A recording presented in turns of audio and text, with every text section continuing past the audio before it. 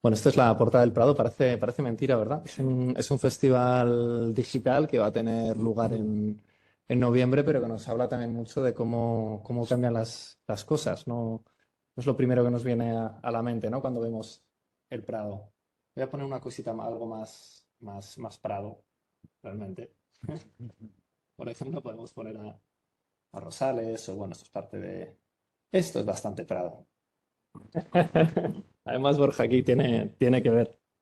Pero bueno, nos ayuda un poco a hablar pues de qué es el museo, ¿no?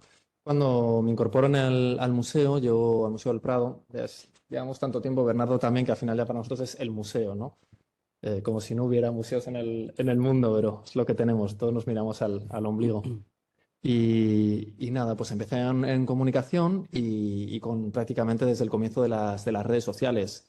Al comienzo empezó todo con YouTube, cuando YouTube era esa red en donde había vídeos de gatitos, estaba el Rubius haciendo cosas con sus compañeros de piso, muy poco así, nadie entendía nada, ¿no? Y de repente había un montón de visualizaciones y bueno, pues estábamos ahí a verlas venir, ¿no? Pues nuestro dilema, con una conversación muy seria, diría que incluso ciertos gritos, un volumen elevado, era sobre si YouTube sí o YouTube no. YouTube, esa cosa de frikis, el Museo del Prado, cómo va a estar en YouTube, cómo, bueno, pues, ¿dónde estamos ahora, no? La sociedad cambia, nosotros cambiamos con la sociedad y poco a poco se van abriendo esas puertas, ¿no? que comentaba también David, y que hay que aprovechar la oportunidad para, bueno, pues para intentar llevar, ¿no? El museo o cada uno su proyecto un poquito más allá. Entonces sí, abrimos canal de YouTube y luego hay que saber utilizarlo, ¿no? Luego, ¿qué haces, no? Pues vas haciendo vídeos un poco como puedes y también YouTube es muy interesante por lo rápido que pasa el tiempo también en comunicación, ¿no? En los vídeos, un vídeo de hace, no te voy a decir 20 años, ¿eh? Un vídeo de hace 3 años, lo ves ahora y ha envejecido mucho y seguramente os parezca súper lento. Pero ¿cómo dura 1 minuto y medio? Pero es imposible ver 1 minuto y medio, ¿no? 40 segundos, por lo menos. Es así, o sea, hemos cambiado, nuestra atención también va mucho más rápido, nos guste o no, ¿no? También perdemos concentración, pero necesitamos mucha más inmediatez, es un poco lo que nos toca vivir ahora. Entonces, bueno, con un poco esa progresión, luego ya vino Twitter, ¿no? Y también el gran problema con Twitter era encontrar el tono, ¿no? Porque eres el Museo del Prado, tienes que encontrar al comunicar, ¿no? Desde dónde comunicas, quién eres, hacia quién te diriges, ¿no?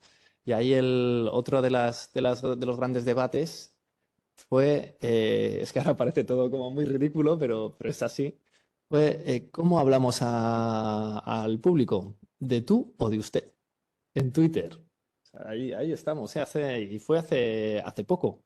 Porque claro, a veces, ¿cómo el Museo del Prado me va a tratar de tú? O sea, a ver, o sea, ¿esto qué es, no? Bueno, pues pasamos por ahí también y al final, pues no, llegamos todos a un acuerdo que no, que era mejor de tú, con las consiguientes quejas por favor, ¿quién se cree usted que es tratándome de... Bueno, y fue cambiando, la sociedad va cambiando, lo que pasa es que no cambia todo el mundo a la vez, ese es un poco lo que... Pero bueno, vas viendo, ¿no? Tengo más quejas por aquí que por allá, parece que la tendencia va por aquí, pues bueno, te vas adaptando. Quizás, bueno, fue otra de las grandes, ir cogiendo un poquito el tono. Ni siquiera publicábamos imágenes. O sea, era algo... Pero es que esto es ayer. O sea, esto es años, no sé, 2010, 2012. O sea, tampoco es mucho más. Pero luego cuando cambió un poco todo, es un poco el punto de, digamos, de inflexión, fue con los vídeos en directo. También abrimos también, bueno, hacíamos bastantes cosas con Facebook, con Twitter, por ejemplo, también intentamos ir un poco más allá cuando ya estaba más consolidado y los famosos hilos, pues empezamos a hacer hilos. Fue un poco como una especie de... Fue fruto del aburrimiento en una cena de Navidad. Básicamente es así. Es un poco, pero había hueco, había una oportunidad y empezamos a tuitear, teníamos itinerarios hechos, teníamos ya el material en la web y empezamos a hablar pues, de cómo se representaban pues, la Navidad en los cuadros del Prado, ¿no? Por ejemplo, pues, de dónde viene la representación de los Reyes Magos. los Reyes Magos, como los tenemos ahora, no siempre han estado así, o sea, no siempre se han representado así. Entonces empezamos a contar un poco la historia. Teníamos ya los textos y al final con el móvil, un poco casi por aburrimiento, por aguantar la cena familiar. Y lo hicimos a unas horas que no eran en principio las que mandaba la convención, ¿no? Y en ese momento pues había también mucho gurú que decía, hay que hacer 3 tweets al día y nada más, porque si no agota, que no sé qué, y todo el mundo se... Bueno, pues hicimos, yo no sé cuánto, metimos una brasa impresionante, pero a la gente le gustó, conseguimos un montón de retweets, de nuevos seguidores, y ya nos dimos cuenta que en el fondo lo que hay que hacer es un poco lo que tú crees que hay que buscar tu propio camino, ¿no? Tú te conoces, tú conoces tu institución, vas probando y vas viendo los resultados. Hay que saber un poco cuál es el momento de saltarse un poco esas convenciones o esas reglas, ¿no? De estar un poco en el momento. Pasó lo mismo con Instagram. Bueno, antes de Instagram, más bien, más que Instagram, eran los vídeos en directo. Empezó Twitter, porque además empezó de la mano de Twitter, se llamaba Periscope, que ahora ya no existe. Pero tuvimos la suerte también, claro, somos ese Museo del Prado, entonces juegas con las ventajas que te da quién eres, ¿no? Eso es un poco la gracia, ¿no? Pues si eres un museo que tiene, por otro lado, tienes unas desventajas, pues aprovechas tus ventajas. Y se acercaron a nosotros y también pues, a diferentes, a personalidades y a otras instituciones, porque habían comprado los de Twitter una herramienta que les permitía tener vídeos en directo, pero no sabían muy bien qué hacer. O sea, no sabían qué posibilidades, ¿no? Cómo sacarle, pues no sé, fruto a eso. Entonces, hicieron una cosa muy inteligente que es, bueno, pues se lo dejamos a la gente y que lo utilice, a ver qué hacen. Y entonces empezamos a probar y mostramos cosas que normalmente no se ven, como dibujos de Goya, que en los dibujos normalmente no se ven porque, por cuestiones de conservación. Y vimos un vídeo con José Manuel Matilla, que es el jefe de conservación de dibujos, de estampas, que de repente lo habían visto 150.000 personas. O sea, hablando de unos dibujos de... Y por supuesto con una calidad que en donde estábamos con el móvil así temblando, así, con 150.000 personas y la gente se interesaba y preguntaba y claro, son cifras que ahora ya hemos rodado mucho y son cifras más cercanas, pero en el momento tenías 20 retweets y eras el rey. O sea, era una cosa... Entonces nos dimos cuenta vamos, del potencial que tenía, ¿no? Luego ya entró Facebook también con el Facebook Live, empezamos a investigar un poco y luego ya por fin Instagram, ¿no? Y a raíz de 2017 fue un poco el cambio de estrategia que hicimos, también fue fruto un poco de la experimentación y de ver qué funcionaba, ¿no? Y de seguir tirando del hilo, que empezamos con los vídeos en directo. La idea que teníamos, pero permito todo, que es el Prado. La idea que teníamos era que cuando estás trabajando en el Prado y tienes la posibilidad de pasear por esas salas y estás solo y es algo siempre es como hay un imaginario, ¿no? De estar solo en el Prado. Las películas, ¿no? De las noches en el Prado siempre es... Cuando te escuchaba hablar digo, y esto es dinosaurios, Spielberg, ¿no? Es que es como siempre, es lo que ya tienes en la cabeza, ¿no? No tienes que crear una imagen porque ya está en la cabeza. Entonces ahí tienes muchísimo ganado. Entonces queríamos ver un poco, tirar un poco de ese hilo. Entonces empezamos grabando cuando el museo estaba cerrado, antes de que abriera, 10 minutos antes, pues un poco un paseo por las salas, ¿no? La idea era una idea de paseo. Vas mostrando y bueno, pues como si estás, en vez de ser tú el que ve los cuadros, te dan una visita. Pero claro, la gente empezaba a interactuar, ¿no? Y a preguntar, oye, ¿cuál es esa obra? ¿Cuál es...? Y ahí hubo un momento en donde dices, claro, no todo está planificado, hay veces que te tienes que tirar a la piscina, ¿no? Y a raíz de los comentarios te vas dando cuenta de los problemas, ¿no? De dónde te has metido. Que era, claro, ¿quién habla por el Prado? O sea, volvemos al tono. O sea, ¿desde dónde estás hablando? ¿Quién? Y ahí, claro, tampoco te sentías muy legitimado para hablar desde el Prado. O sea, por el Museo del Prado. Por el Museo del Prado puede hablar el director o conservadoras, pero... Entonces ahí también yo creo que tuvimos suerte, fue un poco, bueno, pues un conjunto de situaciones, que nosotros somos sobre todo de comunicación, no somos de historia del arte. Entonces las preguntas que te puedes hacer, las historias que te pueden llamar la atención, no lo das no lo das por hecho. O sea, no tienes ningún problema en hacer preguntas, que son las preguntas que podría hacer tu amigo cuando vas a visitar al museo. Oye, ¿por qué hay dos obras iguales? Claro, un historiador te miraría, como dos obras. Estás de Rubens y estás de Tiziano. Bueno, pues ya está, ya me has contestado, ¿no? Le quitas el tonito un poco así y ya está, y hubiera sido maravilloso. Entonces, la idea era eso, hacerlo mucho más accesible. Entonces, bueno, al comienzo empezamos de forma muy tímida, pues básicamente leyendo lo que ponían las cartelas, ¿no? Para que la voz fuera la voz oficial un poco del museo, ¿no? No dejas de decir algo que está publicado y que está validado por el museo. Y luego, poco a poco, pues lo fuimos trabajando más y haciendo ya pues unos textos basados en todo lo que estaba publicado en la web del Prado, en vídeos de conferencias. Entonces ahí mantenías el rigor, solo que tú habías hecho una digestión previa porque tú te habías enterado de que ibas sin ser historiador del arte. Entonces, bueno, pues ya tú se lo comunicabas a un tercero. Entonces, para poder contar una historia, pues tienes que saber bien, ¿no? De qué va el asunto. Entonces, eso fue un poco lo que hicimos. Y luego habláis también de, bueno, Bernardo, en este rato también el que he estado escuchando, se han dado muchísimas claves, siempre desde la accesibilidad, teniendo muy claro quién está en el otro lado y que esa persona no tiene por qué saber nada de lo que le estás contando. Entonces, se trata de ir poniendo escalones en la escalera y para que nadie se quede atrás. No pasa nada. Si tú ya sabes que la Rabast es la Real Academia de... pues, no te pasa nada porque te diga, no, mira, porque lo repitan, ¿no? Si ya sabes las siglas. En cambio, al revés, no, te quedas fuera. Entonces, que nadie se quede fuera. Bueno, empezamos a hacerlo y luego también la idea era hacerlo de una forma constante. El formato, ¿no? Que también se ha hablado del formato. Una idea que también hoy en día es muy difícil para comunicar la atención. Todos peleamos por la atención y estamos constantemente en competencia, ¿no? Con unos con otros, con una notificación del móvil.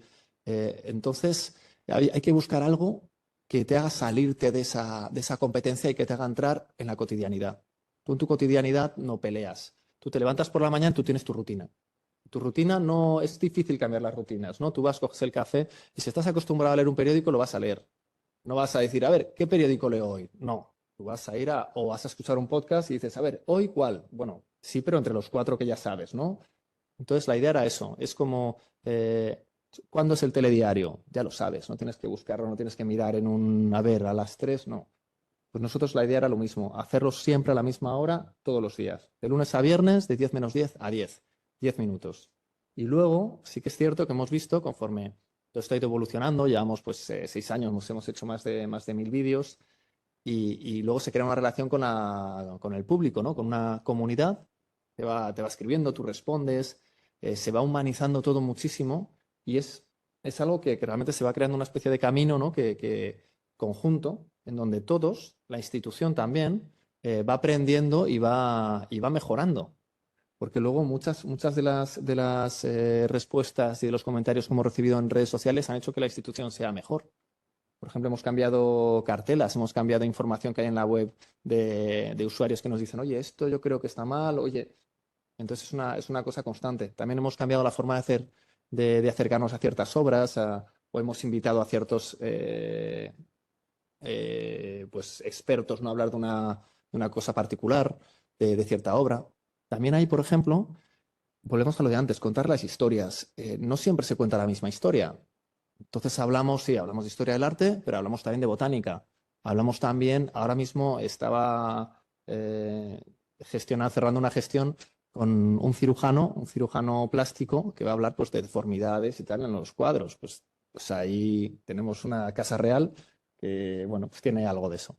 A veces, ¿no? En algunos cuadros se ve, entonces pues, dice, pues te lo explica y ya te acercas de otra forma. Y te das cuenta pues, que son humanos como nosotros, que a lo mejor hoy en día ese retrato no sería posible porque se habría hecho tal operación y le habría... Bueno, y es una forma también de acercarse, ¿no? Y hacer que ese cuadro, pues, ya te diga algo. Es un poco eso, contar diferentes historias. También, ¿para qué nos ha servido esto? Esa relación que tenemos con el público, y además que lo tenemos desde el móvil, porque como bien decía Bernardo, ellos eligen cuándo verlo. Esto es en directo, pero luego lo dejamos publicado. También aprovechamos para publicarlo en Facebook, lo podemos anunciar también en Twitter. La gente lo ve cuando ellos quieran. Y cuando llegamos al millón de seguidores en Instagram, les pedimos que por favor nos mandaran un vídeo y que nos dijeran desde dónde veían los vídeos en directo. Y fue una cosa muy, muy bonita porque para empezar vimos la variedad, ¿no?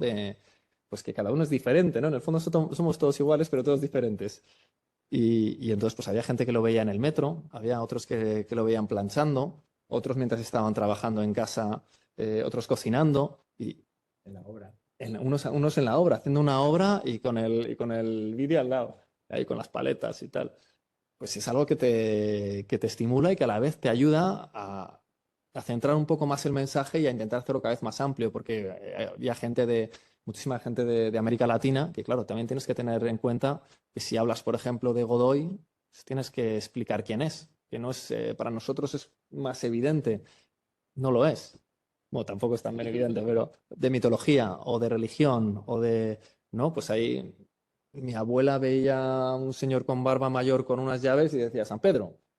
Hoy no. Entonces hay que explicarlo y no pasa nada. Es parte de la historia, ¿no? Y no te digo ya si ya cambias de continente, te vas a la India o en otras religiones y tienes que explicar la Trinidad, ¿no? Ya es Museo del Prado, imaginaros. Entonces eso hay que tenerlo muy, muy, muy en cuenta. Entonces, bueno, fue muy bonito, por un lado, porque se humaniza mucho la institución, tú conoces al público, el público te conoce a ti y va conociendo a todos los profesionales a muchísimos profesionales del museo, les va poniendo cara y además te ayuda a ver, si puedo echar para abajo. Como podéis ver, el año pasado hicimos 250 vídeos y participaron 80 personas diferentes. La mayoría del Prado, pero también de fuera. Eso implica que es todo el museo el que está volcado con este proyecto. Y entonces mucha gente ya pone cara a los trabajadores. El Museo del Prado pasa de ser esa institución con esas columnas de bicentenaria, ¿no? Que la casa de las grandes colecciones de Goya, Velázquez, también por otro lado Marca España, que es todo eso, pero es más también. Aquí ves, por ejemplo, pues Joan Molina, el conservador de pintura gótica, tenemos a Manuel, de escultura, Alicia, restauradora de... Ya es otra cosa. Y conforme además van participando, luego la gente le reconoce por la calle. El otro día nos contaba María Antonia, una restauradora que participa mucho en estos directos, que estaba tranquilamente en Zara, en el cambiador, pues probándose algo y, ¡ay, usted es del Museo del Prado, trabaja en... Y claro, bueno, pues quedó así, pero bueno, pues muy divertido, ¿no?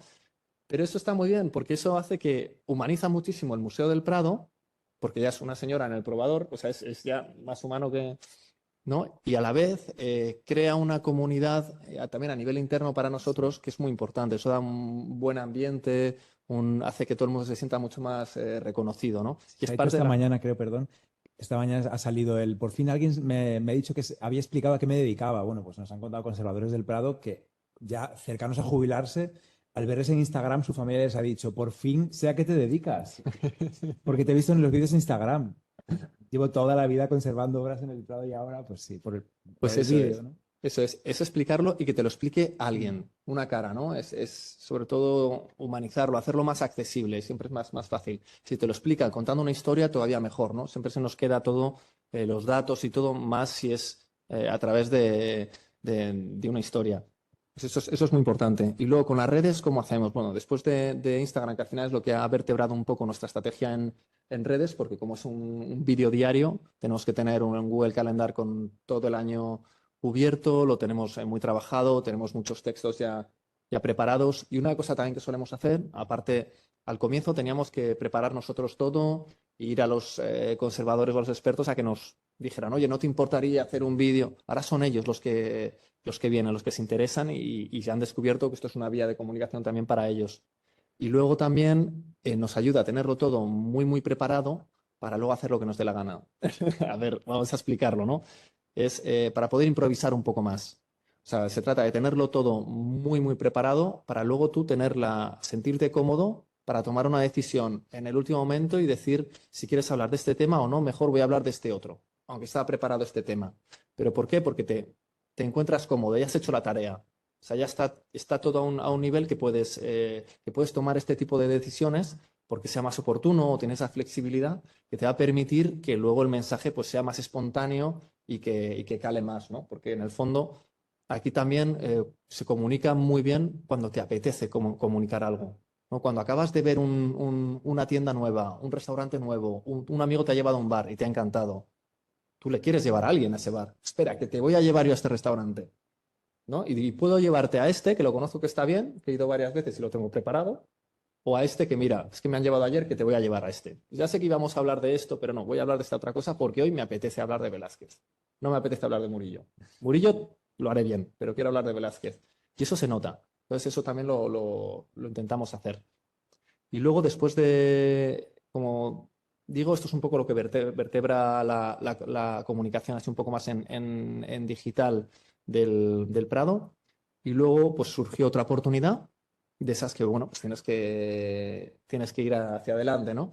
Que es en la pandemia, en 2020, se nos acercó TikTok, que quería estar en España de una forma, una presencia más grande a nivel institucional. TikTok, como sabéis, ya lleva mucho tiempo. De hecho, teníamos la cuenta abierta, pero desde hace 6 meses, pero es una plataforma muy difícil y no sabíamos qué hacer con eso. Entonces, básicamente lo abrimos para tener el nombre reservado y luego, pues bueno, a ver, ¿no? Pero nunca no había salido no se había dado la oportunidad. Vino TikTok, entonces, bueno, pues ya vas de la mano de TikTok, ya tienes un respaldo, sabes que te va a ayudar y te va a dar ese pequeño empujón. Y ahí, pues otra vez, ¿no? ¿Qué haces? ¿No? Y aquí es cuando vuelves otra vez a lo de las convenciones, pues a veces hay que saltarse, ¿no? Esas convenciones, porque en un comienzo, eso, el Prado me habla de tú en vez de usted. Y ahora el Prado en TikTok, ese lugar donde bailan y hacen retos raros de tirarse hielo a la cabeza. Bueno, pues si en TikTok hay muchísima gente de una edad que además nos interesa mucho, pues ¿por qué no, no? O sea, realmente lo que está pasando es, no es el por qué, sino el cómo lo vamos a hacer. Pero el público está ahí, o sea, el público es interesante, tenemos un público joven y además un público joven que le interesa el arte. Y bueno, pues empezamos un poco con la idea también de los directos, contando historias muy directas, muy a la idea, ¿no? Sin dar vueltas. A ver si puedo poner algún ejemplo así más claro. Y esto era experimentar también, tirarse un poco a la piscina, sabiendo lo que quieres hacer, sabiendo, conociendo bien quién eres, cuál es tu marca, qué es lo que quieres comunicar, y luego te puede funcionar mejor o peor. Pero, a ver, vamos a. Mira, por ejemplo, este. A ver si se escucha. A veces los pintores utilizan a un mismo modelo para hacer de diferentes personajes en sus obras. Fijaos bien en este Santo Tomás de Rubens. Y ahora vamos a buscarlo en la gran adoración de los magos. Aquí aparece el mismo hombre, pero haciendo de Rey Melchor. A veces los pintores utilizan. Y ya está. Muy directo, muy rápido, una idea muy clara, pero que te aporte algo. Que no sea solo, no sé, pues solo entretenimiento. Ahí también está la otra cosa, ¿no? El rigor, el entretenimiento, que hasta dónde vas por un lado y quitas del otro, ¿no? Para nosotros es muy importante transmitir. El entretenimiento por entretenimiento no nos vale, bueno, no es nuestro camino, tenemos suficiente imagen como para poder apostar por contenidos un poquito más educativos y es lo que hacemos. Y siempre lo que decía, el vídeo 1 minuto y medio. 1 minuto y medio en TikTok es el desierto, o sea, es como el Sinaí ahí, que no, es que no acabas, en serio. A ver, no digo que pueda haber, pero que me refiero que el discurso es un poco ese. Es algo muy, muy rápido o tiene que ser un vídeo muy bueno para que la gente aguante tanto tiempo. Entonces buscamos también formatos y siempre con, bueno, pues con un poco ideas de. A ver, ¿dónde? Aquí, por ejemplo, tenemos a María Antonia. No, a ver, esta idea también muy fácil, muy sencilla. La pincelada de Rafael de lejos y la pincelada de Rafael muy de cerca.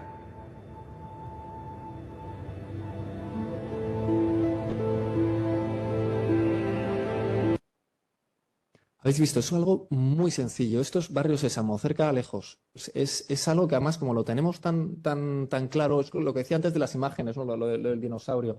Jugar con lo que ya tienes dentro, ¿no? Si tienes que construir una imagen de cero en alguien, o sea, en la cabeza de alguien, es muy complicado. Pero esto lo tenemos todos, el cerca a lejos, y además cuando empiezas, el antes, después. Son formatos que ya están hechos, como el telediario, como el tiempo. Entonces, es tirar un poco de eso, pero lo llevas a tu terreno. Aquí, ¿qué hemos conseguido? Parece un poco una tontería, pero hemos conseguido que te fijes de cerca, en que no es una imagen así que ves y ya está. No, hay pinceladas detrás. Entonces, si te fijas, vas a poder verlas y vas a poder ver cómo la pincelada que hace Rafael no es la misma que hace Velázquez. Y ya has visto de otra forma, ya no has reconocido una obra, la estás viendo.